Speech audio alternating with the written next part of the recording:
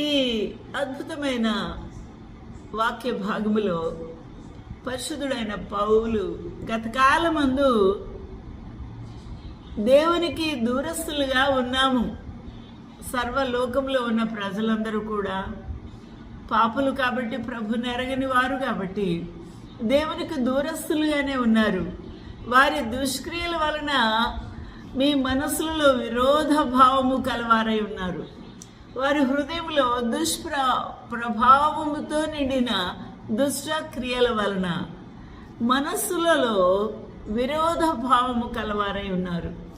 ఇది మానవ నైజముగా, మానవులలో బీజముగా పేరుకుపోతున్న ఈ యొక్క దుష్క్రియ, ఈ దుష్ట ప్రవర్తన మనస్సులలో మొలిసి అది వ్యాప్తి చెందుతూ ఉంది.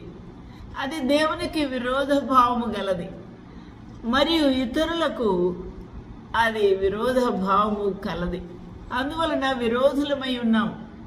విరోధ భావము గలవారము అయి ఉండిన మిమ్మును కూడా ఆ ప్రభు అయితే మనల్ని దూరంగా పారవేయాలి, త్రోసివేయాలి. కానీ మన ప్రభు అట్టివాడు కాదు. ఆయన అయితే తన సన్నిధిని పరిశుద్ధులుగాను నిర్దోషులుగాను, అపవిత్రులమైన మనము ఆ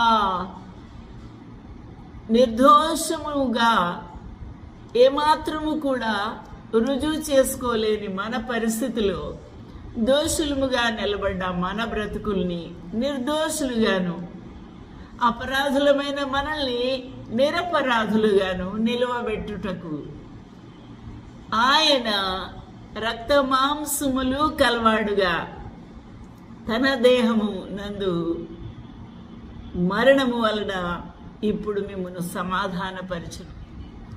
తన దేహమునందు మన పాపములను భరించి విమోచన క్రయధనముగా తన ప్రశస్త రక్తమునే చిందించి అపవిత్రులము అపరిశుద్ధులమైన మనల్ని పరిశుద్ధులుగాను, దోషులము అయిన మనల్ని నిర్దోషులుగాను, అపరాధులమైన మనల్ని నిరపరాధులుగాను నిలవబెట్టుటకై త్యాగము చేసిన ప్రభు తండ్రికి మనకు సంధి చేసి సమాధానపరిచి ఉన్నాడు.